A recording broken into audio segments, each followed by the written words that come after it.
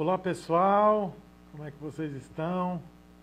Super boa noite aí para todo mundo que tá nos assistindo. O pessoal vai chegando aí. Hoje a gente tem um encontro muito legal essa noite. Trocar uma ideia aqui com o meu amigo, o professor João Batista Freire. Vamos falar sobre algumas coisas bem legais, sobre Pindamonhangaba. E a gente vai trocar uma ideia sobre jogo. A gente está com umas ideias aqui no Instagram para agitar a galera, para aumentar o nosso número de seguidores, montar uma rede bem legal. Já batemos aí mais de 5.000 pessoas seguindo o Instagram do Instituto. E essa noite a gente vai trocar uma ideia sobre jogo, brincadeira, sobre Pindamonhangaba, Vale do Paraíba, umas coisas bem legais que a gente tem feito. Então vou convidar o João para entrar aqui para conversar com a gente, tá bom? O pessoal já está entrando aqui, ó. Já tem gente assistindo a gente. Sejam bem-vindos aí. Quem tiver colega, amigo, gente da área, entra aí para a gente saber mais sobre jogo, sobre brincadeira. Vou chamar meu amigo João Batista aqui, peraí. E é interessante a gente começar contando para as pessoas como é que se deu esse acordo, esse convênio, né? Porque é uma experiência nova, né? Uma prefeitura de uma cidade de porte médio, né? Uma cidade importante ali no Vale do Paraíba, e, e que terceirizaram a educação física e artes, né? Quer dizer, chamaram organizações que pudessem dar conta de lidar com essas matérias, e o Instituto apresentou uma proposta, né? E eles acharam boa a proposta e firmaram um convênio, né? Então vamos contar como é que começou essa história, para as pessoas saberem que isso está acontecendo no Brasil, em algumas prefeituras, né? Uma delas é Pindamonhangaba. Sim, João. A Marta está assistindo aqui com a gente, minha parceira lá de realização do projeto em Pinda, e ela vai, se ela quiser até colocar nos comentários algumas coisas, ela também me ajuda. Porque o terceiro setor, né, o João, que é o setor que a gente trabalha, né, ele é um setor, teoricamente, ainda relativamente novo no país. Né? A gente está se organizando, mas não está organizado ainda. Né? Então, é, depois da promulgação da Constituição de 88, é que nós começamos a nos organizar como setor. Né? E ainda nós sofremos um pouco de resistência da nossa participação em determinados campos, né? Que as pessoas ainda têm uma ideia que o Estado ele é o responsável por fazer absolutamente tudo, né? Ou outras têm a ideia de que o Estado deve ser mínimo e deve fazer só algumas coisas, né? Nós do terceiro setor acreditamos que nós representamos a sociedade civil organizada e, como tal, nós temos que fazer parte da solução dos problemas que existem no nosso país. Né? E uma das formas da gente fazer parte da solução dos problemas do nosso país estabelecendo termos de colaboração com o poder público. Né? Uhum. Diferentemente de uma empresa, né, que tem lucro, que é uma empresa de limpeza, uma empresa de segurança, uma organização do terceiro setor ela não tem lucro. Então, o lucro da gente é um lucro social, é o desenvolvimento social das pessoas, das cidades, das populações. Né? Por isso que nós falamos que nós não somos uma terceirização de serviço. Né? Nós fazemos um termo de colaboração. E a palavra colaboração vem de laborar com, né? De trabalhar com. De modo que qualquer termo de colaboração, né, estabelecido com o poder público, ele simplesmente não pressupõe nenhum tipo de lucro para a organização. Então, eu gostaria de deixar isso bem claro, porque muitas pessoas que estão aí entrando na área, ou estudando na área, ou escutam falar nesse processo de relação das prefeituras com as organizações, imaginam que a gente tenha lucro. A gente não tem lucro. Então, é bom para o poder público, porque o poder público estabelece uma relação com a sociedade civil organizada, ele ganha agilidade nas contratações, na execução do, do objeto, né, que ele se propôs a realizar o termo de colaboração, ele ajuda a sociedade civil organizada, que são as organizações, a se fortalecerem. Não pensamos nós que se a gente não tiver parcerias com o poder público ou com, né, com organizações públicas, a gente também não consegue se fortalecer e não consegue fazer nosso papel. Então, esse trabalho todo, essa relação toda é importante para todos os lados. Um país forte, João, um país organizado, um país que quer se desenvolver, precisa ter uma sociedade civil organizada. E essa é a ação do terceiro setor. Então, teve um chamamento público em Pindamonhangaba. Pindamonhangaba tem 38 escolas municipais que tem ensino fundamental 1, né, que é de primeiro a quinto ano. Não se tinha aula de arte e educação física. Eles tinham um problema de fazer concurso público porque estourava o teto da lei de responsabilidade fiscal. Então a maneira com que se achou de ter aulas de arte e educação física foi fazendo um chamamento público e chamando organizações sociais para estabelecerem um termo de colaboração e oferecerem essas aulas, né? O Instituto Esporte e Educação concorreu com outras organizações de maneira muito democrática, venceu e hoje, desde 2018, a gente atende mais de 9 mil crianças de primeiro a quinto ano, de 38 escolas, todos os dias, com 1 hora de aula ou de artes ou de educação física. A gente, para isso, nós estabelecemos temos um escritório lá em Pindamonhangaba, contratamos 90 professores, né, de educação física e de artes, organizamos toda uma metodologia, contratamos coordenação, implantamos um projeto, né, não é fácil implantar um projeto desse tamanho, né, com a complexidade, com a relação com as escolas todas, mas nós implantamos desde 2018, passamos por todo o processo aí de pandemia e hoje estamos aqui, né, para contar um pouco dessa história, que é uma história de sucesso, viu, João? Ainda agora, esse mês, a Naná entrou aqui, a Naná é professora de uma escola chamada João Colenda, de um bairro chamado Araretama, que é um bairro que tem uns conjuntos habitacionais, né? E uma das sequências didáticas que deu muito certo em Pinda foi a sequência didática de esporte de aventura. A gente sabe que a temática esporte de aventura, na BNCC, ela está a partir do sexto ano, né? Mas a gente rompeu com essa lógica, até porque a BNCC não é uma camisa de forças, né, João? E como Pindamonhangaba é um município que tem uma área muito grande de aventura, né? Pindamonhangaba faz divisa com Santo Antônio do Pinhal, faz divisa com Campos de Jordão, tem lá todo aquele complexo da Serra da Mantiqueira. Nós lançamos sequência didática de esporte de aventura e foi um sucesso. E agora, em julho, a gente está instalando 10 paredes de travessia, né? Que são paredes escaladas, né? Mas são de travessia em 10 escolas.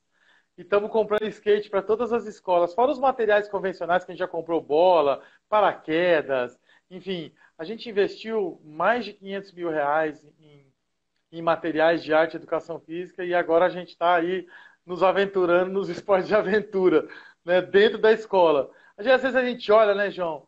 A gente viaja o país pra caramba, a gente já viu muita escola pública, mas também viu muita escola particular, né? E a gente vê as escolas particulares todas com as suas instalações, com práticas de aventura, com skate, com um monte de coisa bonita, né? E eu acho que acho que o grande ouro do Instituto, né, é a sua metodologia, mas é a nossa maluquice, né, de acreditar que a educação pública tem que ser boa, né, João?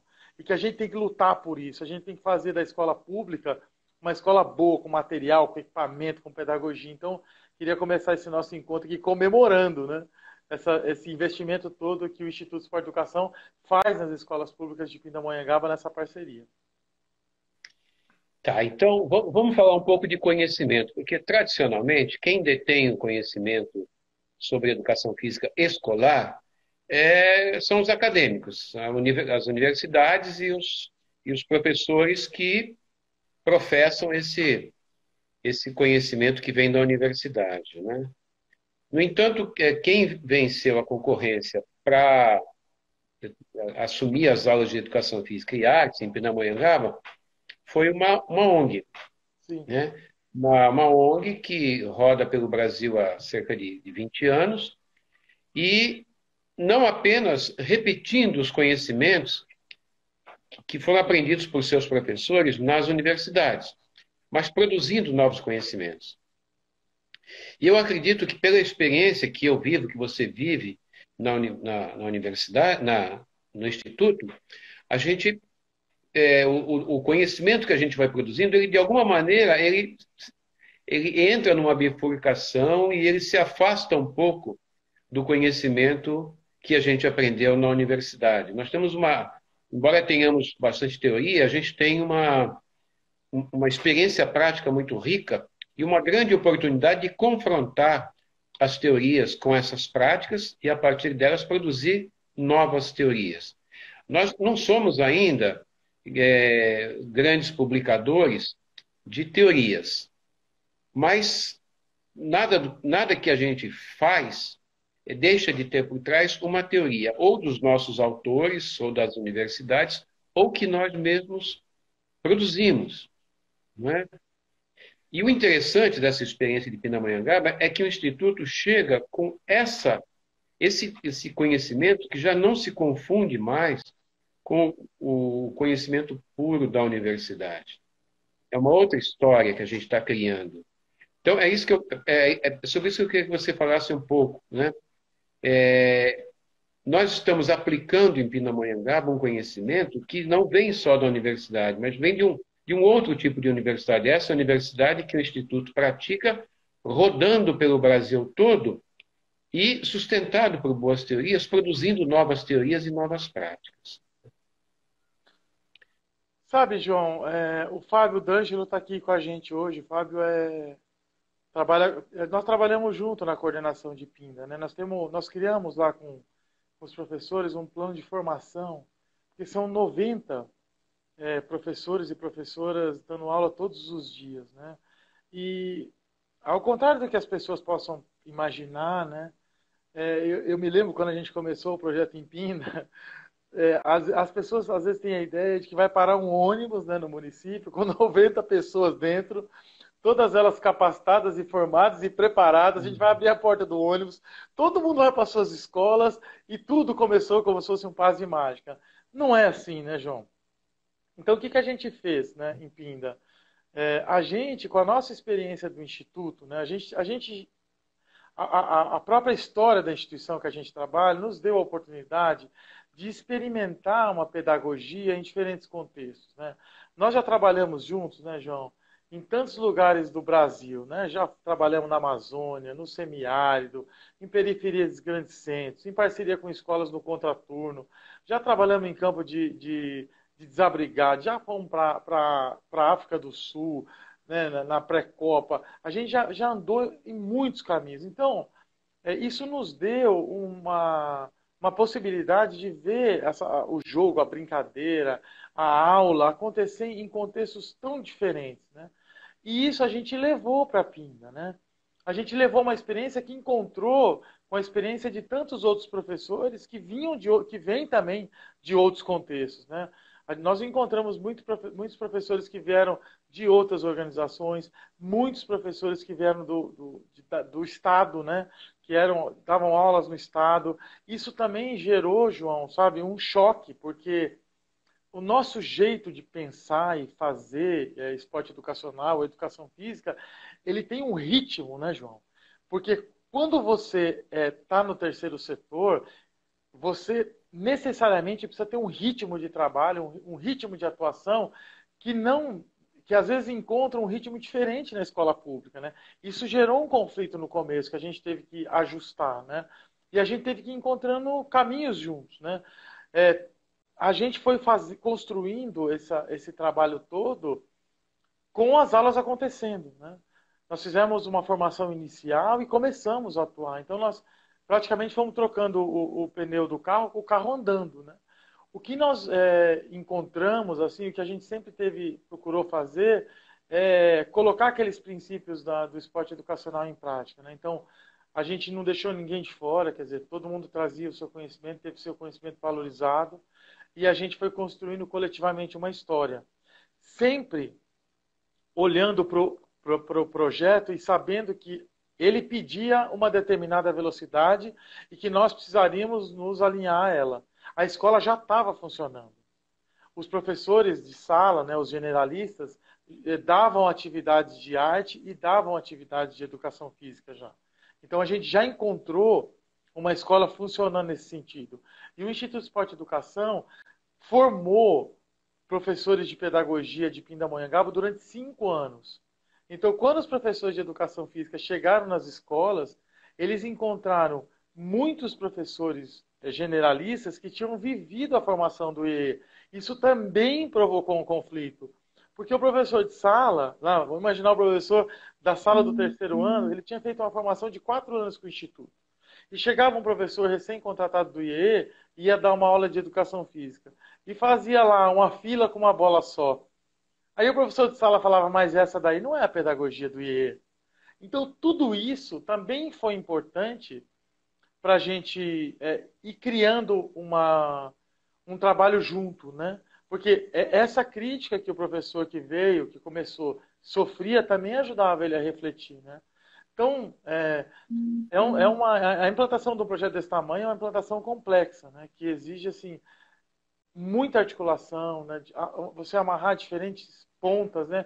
E você, sobretudo, dominar a pedagogia que você quer implantar, né? A gente sabia o que a gente queria. A gente tinha ideia, né? A gente tinha uma noção de onde a gente queria chegar e foi aí com essa clareza de objetivos a gente foi encontrando os caminhos foram ficando um pouco mais fáceis, né? Para a gente superar. Muitas pessoas passaram pelo Instituto, as pessoas passam em concurso público, né? Elas seguem os seus caminhos, vão trabalhar em outros lugares, mas o projeto hoje, João, ele criou uma identidade, né? Que as pessoas, porque faz parte do terceiro setor, né? As pessoas que estão trabalhando com a gente, às vezes elas passam em concurso público, elas seguem a vida, mas hoje a gente conseguiu construir uma identidade, né? De planejamento sequência didática, de princípios, de pressupostos, né? De orientações didáticas. Então a gente criou uma estrutura. Mesmo para mim, João, a gente se conhece há muitos anos, né? E a gente está acostumado a trabalhar com educação há muito tempo, eu sofri muitos desafios, né? Às vezes você olha o tamanho do abacaxi e você fala, meu Deus do céu, como é que eu vou organizar isso, né? Mas aí todas essas experiências que você falou, né? Elas vão nos ajudando a ter paciência, a ser assertivo nas decisões, né? Aí ajustando as questões todas e a gente está aí, já no indo para o quinto ano, né? E passamos por 2 anos de pandemia, né? E conseguimos construir coisas bem legais nesse sentido. Então, eu vou pegar essa. Você falou de trocar o pneu do carro com o carro andando. Eu vou pegar essa deixa sua para dizer o seguinte: tradicionalmente, nós aprendemos que para dar aulas a gente deve fazer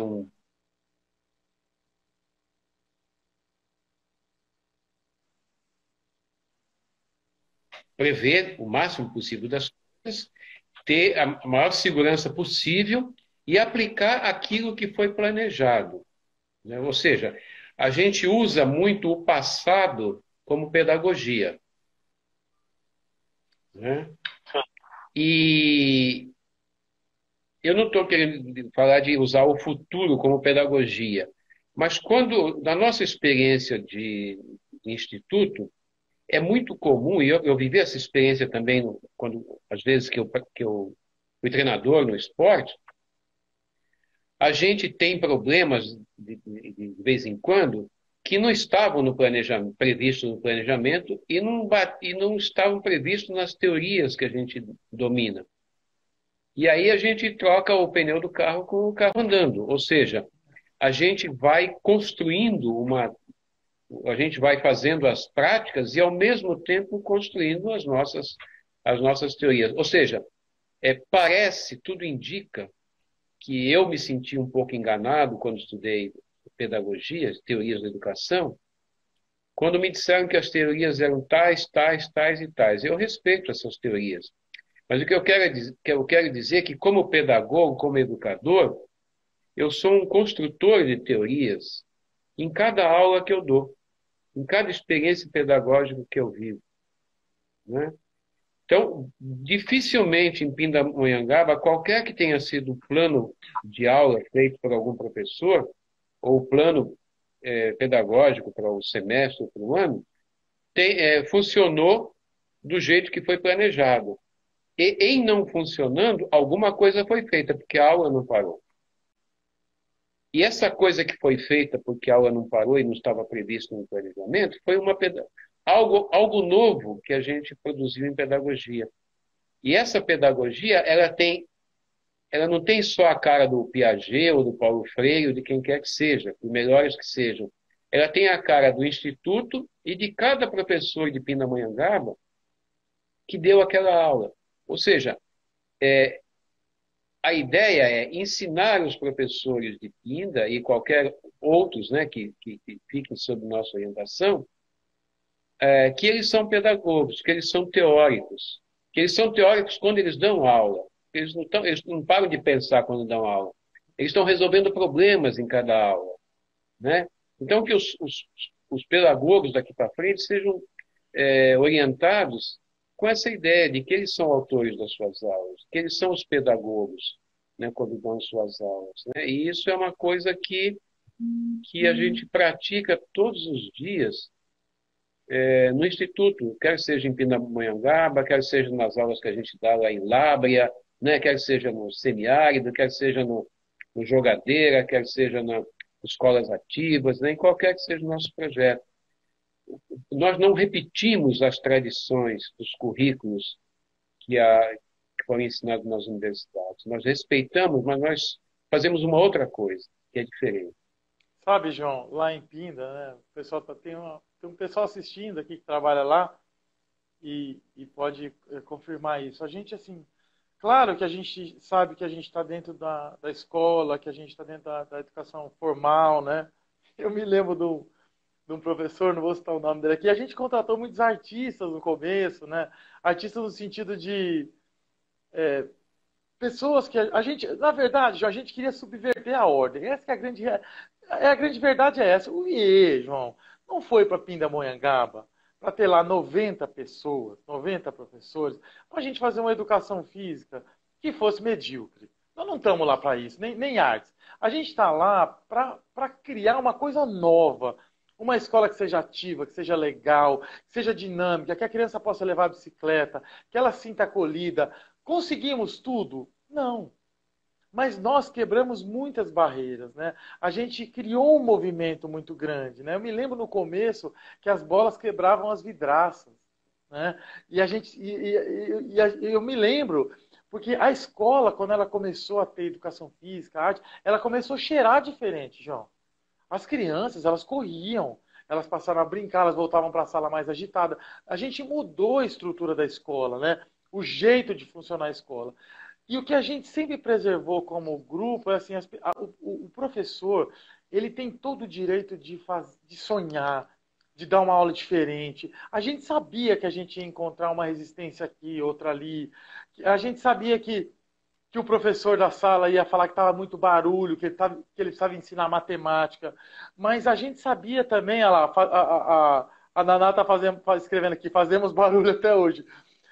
Mas a gente sabia que a gente não podia criar um problema tão grande na escola que o professor de sala falasse, então não dá. Mas a gente tinha que falar, opa, a gente está aqui. E isso é uma aula de educação física, isso é uma aula de artes. É uma aula que tem alegria, é uma aula que tem jogo, que tem brincadeira, que tem bola voando, né? Que tem barulho, que tem cheiro diferente. E a gente foi conseguindo. Por quê também? A gente tinha um pacto, e tem um pacto com a Secretaria de Educação. Eles aprovaram o nosso projeto e renovam todo ano, porque é isso que eles querem. Eles não querem uma educação física quadradinha, uma arte quadradinha. O Alexandre Rocha, João, ele não está aqui. Ele saiu do instituto, ele foi trabalhar numa escola Waldorf, ele é professor de artes. Saindo da cidade de Pinda, indo para subir a serra para Campos de Jordão, tem um bairro ali onde passa o rio, o Reino das Águas Claras de Monteiro Lobato, onde Monteiro Lobato escreveu suas histórias. E tem uma escola próximo do Reino das Águas Claras. O Alexandre criou um projeto, eu fico até arrepiado de dizer, e ele reviveu todas as lendas, as crianças construíram de novo os bonecos, né?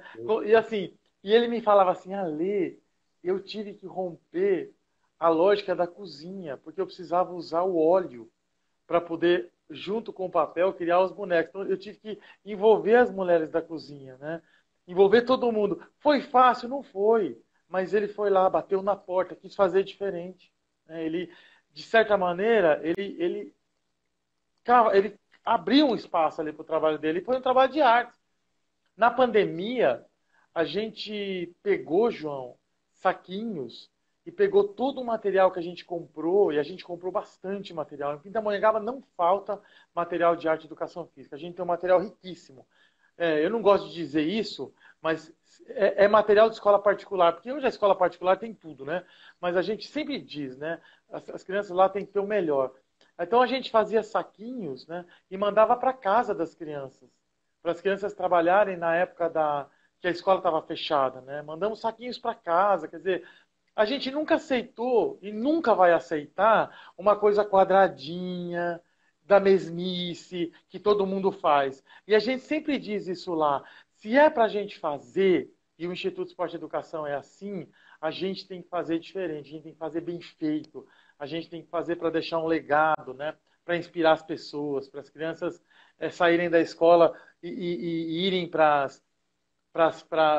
os centros esportivos e praticarem atividade física. Pindamonhangaba, João, para você ter uma ideia, chegou a ter 3,5% da arrecadação municipal, da arrecadação da prefeitura, investida em esporte. Pindamonhangaba tem ginásios nos bairros, né? Tem uma secretaria de esportes que tem mais de 90 professores contratados, um município com 180 mil habitantes. É difícil isso, João. A gente sabe como é. Então, a gente também entrou numa cidade que já respirava esporte, né? Que já respirava movimento. E como é que a gente é, se comporta diante disso, né? Não dá para fazer uma coisa muito igual, muito quadradinha, né? Então a gente gosta mesmo de fazer as coisas diferentes. Eu me lembro de uma escola, João, quando a gente fez a sequência didática de esporte de aventura, nós fizemos todas elas juntas, todas as escolas fizeram juntas no último bimestre do ano passado. Então, imagine as 38 escolas e as 9.000 crianças vivendo práticas de aventura todas as semanas. Então, muitas crianças levaram bicicleta na escola, skate, conheceram todos os tipos de modalidade de prática de aventura. Você precisa de ver a festa que foi nas escolas.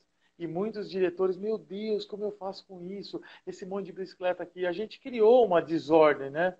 Mas essa desordem é parte da educação, né? Uma desordem aqui, né? É parte da educação. Então, assim, acho que a gente tem muito que comemorar o trabalho lá, sabe? Achei inspirador pra gente. Com todas as dificuldades que tem, né? Porque tem fazer o gerenciamento de tantas pessoas todos os dias, tem dificuldades, mas acho que a gente tem muita coisa para comemorar, né? Da educação física também em Pinda. É, na área do esporte educacional, né, que é o nosso mote principal de trabalho no Instituto, a gente tem essa pretensão de ser referência no Brasil, né? Nós não fomos nós que inventamos o esporte educacional, isso foi uma coisa que surgiu lá na década de 60, mais ou menos, não tinha esse nome, veio evoluindo, mas foi o Instituto que sistematizou isso, que definiu princípios segundo os quais, né, se forem aplicados no esporte, o esporte pode ser considerado educacional, né? A inclusão de todos, diversidade, educação integral, construção coletiva e autonomia. Agora, então a gente tem essa pretensão. Por quê? O que quer dizer essa pretensão de ser referência? Que as pessoas olhem o nosso trabalho e possam, a partir dele, criar os seus próprios trabalhos. É um trabalho bem sucedido, um trabalho que deu certo, um trabalho digno, honesto, né? Extremamente bem fundamentado, teoricamente, que sabe se justificar. E produtor de ideias, produtor de teorias.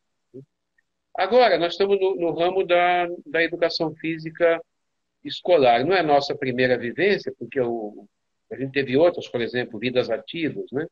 Escola Escolas ativa, ativas. né? Isso. Escolas ativas. Então, nós temos outras vivências. Então, a gente também está entrando na área da educação física escolar. Para ser referência, sim, talvez para ser uma referência diferente daquela que sempre foi a universidade. E eu não estou dizendo que a universidade não que ela vai deixar de ser uma referência, mas agora a gente está querendo criar um outro exemplo, uma outra oportunidade de, de oferecer às pessoas que trabalham na área uma referência. A gente não pratica a educação física, por exemplo, em Pindamonhangaba, do jeito que sempre a gente praticou educação física aí pelo Brasil, com exceções, claro, tem sempre os pioneiros. Por exemplo, nós fomos surpreendidos pela pandemia do coronavírus. E é uma experiência extremamente desagradável, né, para toda a humanidade. Mas, do ponto de vista do nosso trabalho na educação física, nós não tomamos um grande susto, nós somos criativos, né? O Pindamonhangaba foi um exemplo de criatividade durante a pandemia. Fale um pouco sobre essa criatividade. Como que os professores de Pinda puderam se ajustar tão bem, né? Embora toda a tragédia do Covid, né? Puderam se ajustar tão bem às aulas com o isolamento dos alunos e nesse ressurgir das aulas presenciais, nessa transição para as aulas presenciais. Vamos falar um pouquinho sobre isso. Eu sei que o nosso tempo é limitado aqui, mas dá para falar sobre esse tema ainda para a gente encerrar. Ô, João, a pandemia pegou a gente de surpresa, né? E isso que a gente faz agora aqui, né? A gente não tinha, não fazia parte da nossa vida. A gente via, fazia, eu me lembro quando eu vi a palavra Zoom, alguém falou, não, a gente pode fazer um Zoom. Eu ficava imaginando o que era Zoom, porque não era do nosso métier, né? Zoom, né? Tem um parque de bicicleta em Campo de Jordão que chama Zoom, porque é Zoom, passa rápido. Então não era do nosso métier essa tecnologia toda. Claro, a gente já gravava algumas coisas, mas, João, do dia para a noite, a gente em Pinda falava o seguinte: ou a gente faz, ou a gente não sobrevive. Você me ensinou uma vez uma coisa que você fala sobre educação, né? Aprendizagem, né? A gente ou aprende ou morre. Não tem chance. Então foi a mesma coisa. Ou a gente aprendia a fazer, ou a gente morria. Então a gente se juntou, né? Alguns professores tinham mais habilidades, outros tinham menos habilidade. Nós fizemos um documento, um livro chamado Nossos Laços, onde a gente escreveu um pouco sobre isso e criou. E quem sabia mais foi fazendo e foi dando exemplos de como se podia fazer. E aí a gente inicialmente começou a mandar as atividades escritas para a casa das crianças. Isso foi uma coisa legal. Em nenhum momento, quando você tem uma secretaria de educação, isso que é legal de Pinda, né? A Luciana, a Edma, a Elaine Prolongati, a galera, a secretária Luciana, a galera legal, boa de trabalhar, uma secretaria técnica, sabe? Comprometida. Pense num lugar bom de você trabalhar, assim, de gente bacana, cara, gente honesta. Então, em nenhum momento eles deixaram a gente de lado, né? Nós fomos, a escola sempre colocou a arte e a educação física como algo que teria que ser realizado também, né? E a gente começou a mandar as atividades para casa, aí as escolas criaram os grupos, e daqui a pouco surgiu uma plataforma. A secretaria organizou uma plataforma de ensino à distância. Eu me lembro a primeira aula que nós mandamos para a plataforma. Era cheia de pedagogias. Imagina uma criança de primeiro ano, João, chegar em casa, o pai tinha 4 filhos, a mãe, e ele tinha que ler aquela atividade para ajudar a criança a fazer. Nas primeiras aulas, o negócio desandou.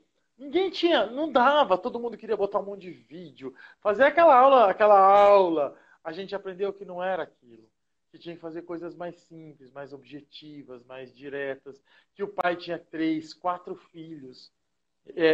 A gente fez uma pesquisa, João, com 2.900 famílias em Pinda.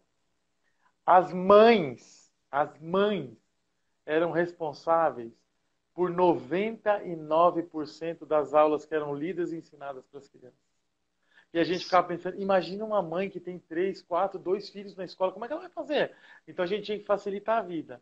E nisso, a gente foi criando um jeito de conversar com as crianças, né? Ou pelo pelo Facebook da escola, ou por grupos do WhatsApp, ou pela plataforma, e a educação física e a arte nunca pararam. Mandamos material para casa, mandamos saquinho com todas as atividades de arte eram feitas nas residências, mandamos filtro, foi um grande movimento que a gente fez. A gente não parou, a gente não deixou de receber o recurso, a gente não teve nenhum desconto de salário de nenhum professor, então a gente se juntou e conseguiu se manter. Isso foi tão bonito, sabe? Uma coisa tão verdadeira. E ainda criamos uma revista que teve 4 edições, com o trem de Pindamonhangaba. Ele andava pelas escolas e ia contando as boas práticas que a gente fazia, né? A gente criou uma revista ainda. Então nós aproveitamos todo esse tempo que a gente ficou em casa para produzir, né? E isso nos ajudou muito, nos fortaleceu muito, né?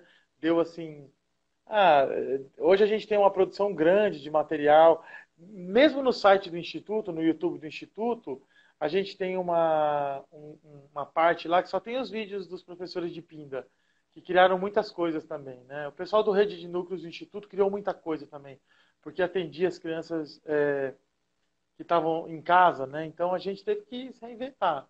Foi bem legal mesmo. O pessoal que está aqui, os professores que estão assistindo aí, estão falando que é isso mesmo. Eles tiveram muito mais trabalho que a gente, né, João? Mas a gente não deixou a peteca cair, não, rapaz. O negócio funcionou, viu? Então, você sabe que a- eu tenho vontade, às vezes, de ter umas conversas aqui com alguns de vocês para falar sobre o Instituto.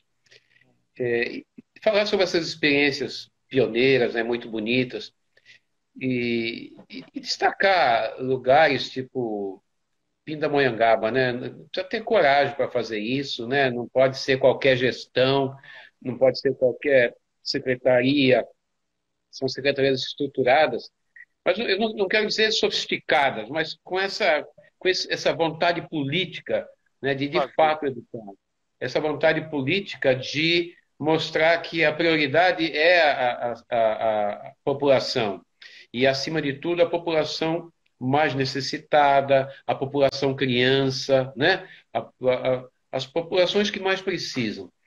E quanto ao Instituto, eu acho muito interessante que a gente comece a ter mais conversas sobre o Instituto, para as pessoas conhecerem melhor o Instituto, sabe? Porque a gente está vivendo. Eu, por exemplo, eu tenho 74 anos, eu tenho 51 anos de educação física e 59 anos de trabalho, né? Porque eu trabalhava já antes de entrar na educação física. E no Instituto eu faço um tipo de uma pós-graduação, um tipo de um pós-doutorado. Muitos amigos meus fizeram pós-doutorado em vários países, eu achei sempre muito legal isso. E eu não fiz. E eu faço um pós-doutorado que não me dará um título formal, que é o pós-doutorado que eu faço no Instituto. Desde que eu fui para o Instituto há 11 anos, eu comecei a aprender coisas que eu nunca imaginei aprender, porque nunca passou perto disso na universidade. Não é melhor nem pior, é diferente. Então, a gente tem uma experiência que a gente tem vivido, e isso inclui Pindamonhangaba, tem vivido umas experiências que o Brasil precisa saber. Sabe por quê? São experiências teóricas e práticas de coisas possíveis, coisas que dá para fazer.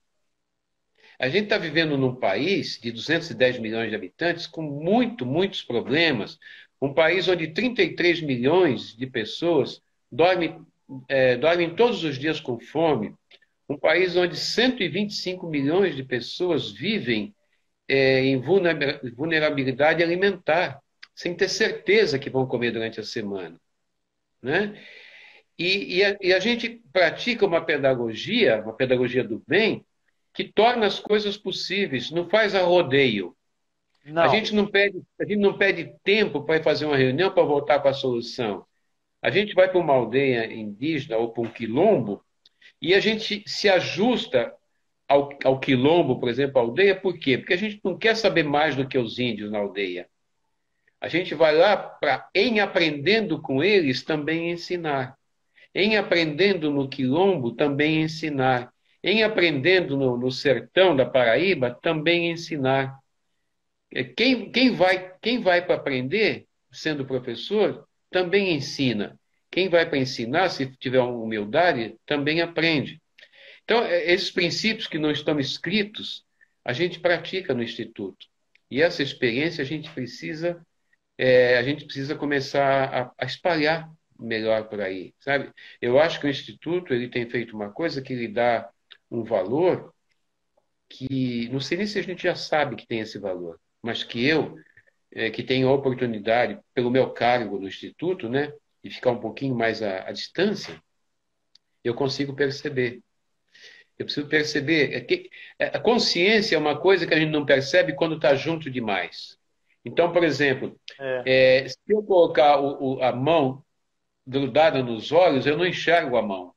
Eu só enxergo se ela estiver distante dos meus olhos. Se ela estiver perto demais, eu não enxergo. Se estiver longe demais, eu não enxergo. Consciência é esse colocar as coisas numa distância adequada, dentro de nós. E aí a gente vê. E eu coloco o Instituto dentro de mim, uma distância razoável para enxergá-lo. E eu enxergo o Instituto como uma experiência pedagógica que o Brasil ainda não viveu. Nós temos inúmeras outras maravilhosas, mas essa o Brasil ainda não tinha vivido. E o Brasil precisa conhecer melhor a experiência pedagógica do Instituto, que é uma lindíssima experiência, lindíssima. Eu tenho um orgulho enorme de ser funcionário do Instituto e sou muito grato por essa aprendizagem que eu recebo todos os dias no Instituto, sabe? Dando aula em Pinda, ou dando aula em Lábrea, ou dando aula em, Santo em André, Amambai, em Santo André, onde quer que seja, não importa, né? O jeito da gente lidar com a educação nos ensina muito como professores. E eu me enriqueci muito como professor, né? você Eu sabe, John, renasci, né? você tá falando coisas legais, né? Outro dia eu tava eu tava com o Fábio, não vou citar o nome da cidade. Tava falando sobre a nossa experiência, aí o povo começa a falar, um bando de nome difícil, e aí começaram a falar, e aí fala, não, porque a amarelinha africana. Eu falei, amigo, a gente, João, você é um cara que já, né, publicou tantos livros, já viveu tanta coisa, mas se tem uma coisa que você ensinou pra gente, é sobre a simplicidade, né? Não precisa ficar falando um monte de coisa difícil, um monte de nome, né? Um monte de segundo, segundo, segundo, se você não é primeiro, né? É o que você fala. Você não tem que ficar segundo, segundo, mas se é você que dá aula, a Naná que está aqui, ela que dá aula lá no João Colenda, não eu. Então a produtora da pedagogia é ela. Aí começaram a falar um monte de segundo, segundo, aí começaram a falar da tal da amarelinha africana. Eu falei, meu amigo, de onde vem essa amarelinha africana? Ah, vem da África. Mas que tamanho que é essa África, João? Quantos países tem a África? O povo pega a amarelinha africana aí no YouTube e pica o pau para fazer a amarelinha africana, que é da África. De onde é isso? Então, assim, a gente no Instituto, essa possibilidade de viajar o país, de se meter em tantos lugares, nos deu um pouco de mais competência para olhar os lugares, as comunidades e as pessoas como elas são. Né? A gente fala do Brasil, mas a gente fala de centenas de Brasis que existem dentro do Brasil. Não dá para botar tudo no mesmo saco. Mesmo dentro do município, né, eu acho que é uma coisa legal em Pinda, que tem um projeto chamado Projeto Território. As escolas, elas estão dentro de um território que tem uma característica, que pode ser que não fique muito diferente, porque está dentro de uma cidade. Mas uma coisa é uma escola lá no pé da Serra da Mantiqueira, no Ribeirão Grande. Outra coisa é uma escola lá em Moreira César, que é um bairro industrial de Pinda, então as indústrias. Outra coisa é uma escola do outro lado da Dutra, né, onde a criança chega lá às 6 horas da manhã porque ajudou o pai a tirar leite com as mãozinhas calejadas. Então, olhar cada lugar, né, com a sua característica, com a sua particularidade, é uma coisa que o Instituto nos ajudou muito. Eu acho que a gente colocou em prática, a gente coloca em prática nesses lugares, né? Fazer de uma maneira simples, né? Ter essa pedagogia, filosofia como suporte do nosso trabalho. Isso é importante para você saber de onde você está saindo, né? Mas, sobretudo, fazer, né? Entregar todos os dias, se comprometer, ter compromisso com aquilo que você faz. e acreditar que aquilo que você está fazendo, uma vez você me disse assim, Ale, educação é você mudar a direção da pessoa todos os dias, milímetros, ou 1 milímetro. Se você mudar 1 milímetro todo dia, no final da vida dela, ela vai chegar num lugar completamente diferente que se a gente não tivesse mudado. Então, eu acho que é isso que a gente faz todo dia. Pode ser que a gente não faça a melhor das melhores, mas a gente faz e acredita naquilo que a gente está fazendo. Se eu fosse resumir em poucas palavras a pedagogia do Instituto, eu diria que é mais ou menos assim. Quando a gente vai dar aula para criança, no Instituto, o Instituto vira criança. Quando o Instituto vai dar aula para os índios, o Instituto vira índio. Quando ele vai dar aula para quilombos, o Instituto vira quilombolas. A gente vai dar aula para os gaúchos, nós viramos gaúchos. Né? Quando a gente vai dar aula em Pinda, nós viramos pindamonhangabenses. E quando a gente vai dar aula para as crianças de Pinda, a gente vira criança de Pindamonhangaba. Então, ou a escola tem que virar o aluno, não é o aluno que tem que virar a escola. Sabe? A escola tem que aprender isso, né? Não importa quem seja, tem que virar o aluno que está com a gente. Não é o aluno que tem que chegar em nós, nós temos que chegar neles. Ale, acho que estamos chegando Tá bom, né? ao final, né? Você vai encerrar aí com as últimas palavras. Vamos agradecer tanta gente que passou por aqui hoje, né? Eu adorei estar aqui nessa conversa e vamos encerrando. Ô, João, é tão bom sempre conversar contigo, né? A gente fez tanta coisa legal junto. Queria, assim, te agradecer. Ó, eu vou falar uma coisa. Nós estamos numa missão aqui. Qual que é a nossa missão? Nós vamos chegar a 10 mil seguidores. Nós vamos chegar, essa é a nossa meta, né, João? Então, o que eu queria falar? Para a galera que está nos assistindo, convide um amigo, a amiga, o professor, o colega, para curtir o Instagram do IEE. Eu acho que as pessoas vão aprender bastante aqui com a gente. A gente vai dar essas aulas, né, João? O João está convidando todo mundo para conversar com ele aqui. Eu acho que são experiências ricas, né, João? Que a gente vai trocar com as pessoas. E a gente vai entrar nessa campanha agora. Convide seu amigo, sua amiga. Vamos chegar nos 10 mil. A gente já chegou nos 5 mil, né, João? Porque a gente realmente quer liderar, ou quer continuar liderando esse direito ao esporte educacional no país, né? E sabe, João, a gente trabalha há muitos anos com a chancela do Unicef, né? E a gente aprendeu que só existe direito se houver reivindicação. Né? Então, tudo isso aqui é a gente reivindicar o direito à criança a brincar, a ter uma aula de educação física legal, a ter uma escola inclusiva, a ter uma educação física que inclua todo mundo, autistas, síndrome de Down, crianças com deficiência. Então, isso que a gente faz aqui é a nossa maneira de reivindicar. Então, quanto mais pessoas a gente tiver no Instagram do IEE, mais pessoas vão se unir a gente nessa grande rede de mobilização pela reivindicação a um direito que é garantido a todas as crianças do país, né, João? Então, uma boa noite para você, para a galera que nos assistiu. E que bom, esse papo é sempre bom. E a gente tenha sido aí essa noite inspiração para as pessoas acreditarem naquilo que elas fazem, né?